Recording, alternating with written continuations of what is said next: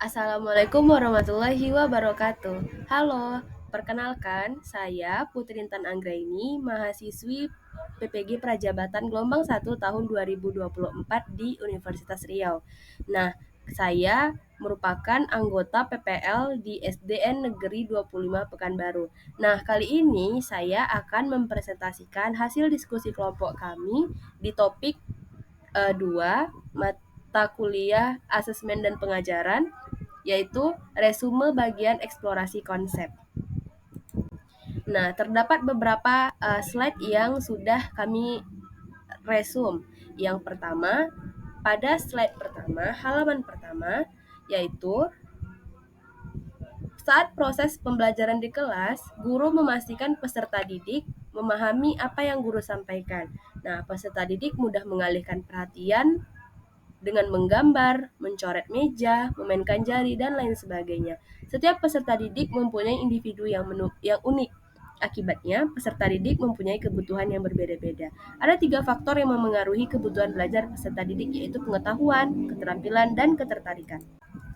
Nah, pada halaman kedua, ini membahas mengenai pendekatan TARL, di mana pendekatan ini merupakan pendekatan pembelajaran yang mengacu pada tingkatan capaian atau kemampuan peserta didik.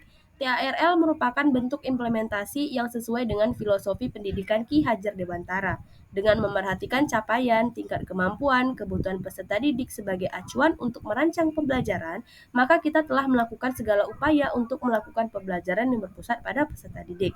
Tujuan pengajaran dengan menggunakan pendekatan ini adalah penguatan kemampuan numerasi dan literasi pada peserta didik, serta pengetahuan pada mata pelajaran yang menjadi capaian pembelajaran. Terdapat komponen rancangan pembelajaran pada pendekatan ini. Yang pertama ada tujuan pembelajaran, asesmen, dan kegiatan pembelajaran. Selanjutnya, terdapat 3 video yang kami resum atau analisis. Yang pada video pertama, yaitu dengan judul menyelaraskan kebutuhan murid dengan strategi pembelajaran. Nah, isi dari resume ini adalah strategi pembelajaran berdiferensiasi. Yang pertama, modifikasi proses, produk akhir, dan konten sebagai strategi diferensiasi. Yang kedua, pusat perhatian pada kebutuhan siswa dalam proses pembelajaran.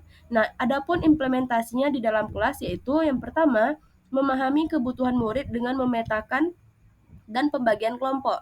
Yang kedua, mengajak murid menentukan produk akhir berdasarkan pemahaman mereka. Dan yang terakhir, menentukan tujuan berbeda-beda untuk setiap kelompok.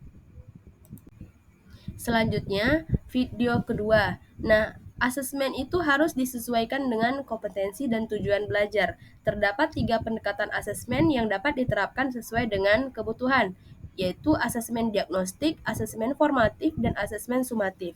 Yang pertama, asesmen diagnostik. Dilakukan di awal pembelajaran atau memasuki topik baru untuk mengetahui kapasitas siswa di kelas. Yang kedua, asesmen formatif. Terintegrasi dengan proses pembelajaran yang lebih mampu melibatkan dan melihat kemajuan belajar siswa yang lebih mendalam. Dilakukan melalui penilaian diri atau self-assessment, penilaian antar teman atau peer assessment, dan refleksi metakognitif. Yang ketiga adalah asesmen sumatif. Dilakukan di akhir pembelajaran materi untuk menguatkan konfirmasi capaian hasil belajar. Nah, lalu implementasi asesmen tersebut dilakukan menggunakan teknik observasi, teknik asesmen performa atau portofolio, dan teknik tes tertulis atau lisan.